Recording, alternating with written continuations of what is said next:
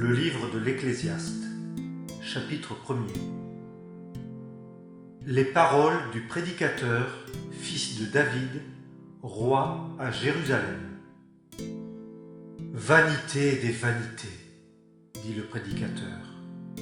Vanité des vanités. Tout est vanité. Quel profit à l'homme de tout son labeur dont il se tourmente sous le soleil?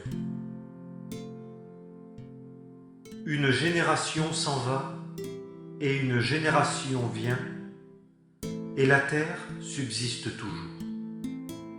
Et le soleil se lève, et le soleil se couche, et il se hâte vers son lieu où il se lève. Le vent va vers le midi, et il tourne vers le nord. Il tourne et retourne, et le vent revient sur ses circuits.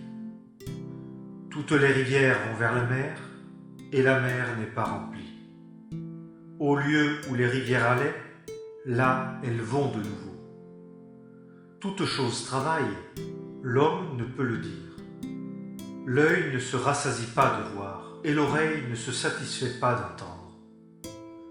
Ce qui a été, c'est ce qui sera. Et ce qui a été fait, c'est ce qui se fera. Et il n'y a rien de nouveau sous le soleil. Y a-t-il une chose dont on puisse dire « Regarde ceci, c'est nouveau ». Elle a été déjà dans les siècles qui furent avant nous. Il n'y a pas de souvenir des choses qui ont précédé. Et de même, de celles qui seront après, il n'y en aura pas de souvenir chez ceux qui vivront plus tard. Moi, le prédicateur, j'ai été roi sur Israël à Jérusalem, et j'ai appliqué mon cœur à rechercher et à explorer par la sagesse tout ce qui se fait sous les cieux. C'est une occupation ingrate que Dieu a donnée aux fils des hommes, afin qu'ils s'y fatiguent. J'ai vu tous les travaux qui se font sous le soleil, et voici, tout est vanité et poursuite du vent. Ce qui est tordu ne peut être redressé, et ce qui manque ne peut être compté.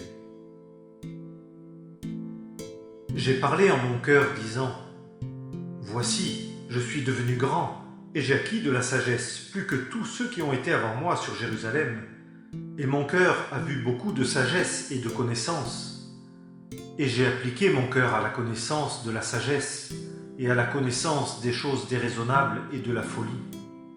J'ai connu que cela aussi, c'est la poursuite du vent. Car à beaucoup de sagesse, beaucoup de chagrin.